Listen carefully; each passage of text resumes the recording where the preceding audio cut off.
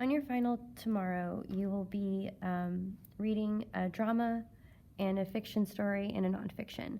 We've had a chance to talk about annotating nonfiction, but we didn't have a chance to talk about how we should annotate drama and fiction. So I wanted to show you a good strategy to do with drama, because you don't want to annotate every single line that a character has, because that's just going to be a big waste of your time. So a really good thing to think about is chunking it. On a little page like this, I would probably chunk it around just like halfway. And that's going to be depending on what happens. So this is just scene 1 with how Novia Boy starts. And we know that in the beginning we have Rudy and Alex, and they're hanging out, and we know that Rudy's pacing back and forth, and then the first thing that Rudy says is, "What am I going to talk about?" So this is where we get the first sense, like, what's going on here. We know that Rudy is nervous. That's the first important thing that we know. And then we have Alex telling him, just level with her. You got to be simple, break the ice. And so we know from the beginning that Alex gives Rudy advice. You want your annotations to be very simple and short. You don't want to rewrite the whole story. You don't have to write anything like Alex makes a joke or anything like that. Take what's important, and these are the 2 important pieces that we get from the beginning. So then when you would get to the next one, then I would probably chunk this maybe into 3 pieces. So talking about colors would be a good one for this. And then they're not talking about colors anymore. They're talking about Mama Rosa, and this is Alex giving more advice.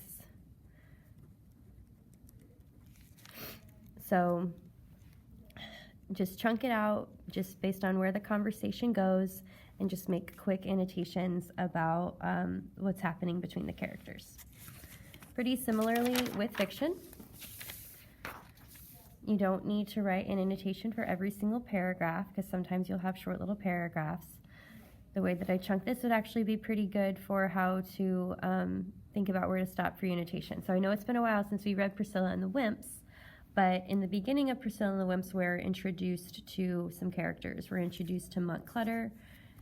You have our narrator saying that you can't go to the restroom without a pass. You got someone who sells pink tickets. And then you have Monk Clutter's gang, the Clutter's Cobras. And so we get this sense that Clutter's Cobras runs the school.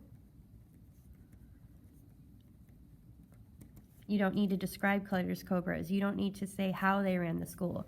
You just need to get the big idea out. So we just have a character, and we have what we know about them. So you would keep that up. So we learn about how Monk looks, and again, you don't have to rewrite how Monk looks.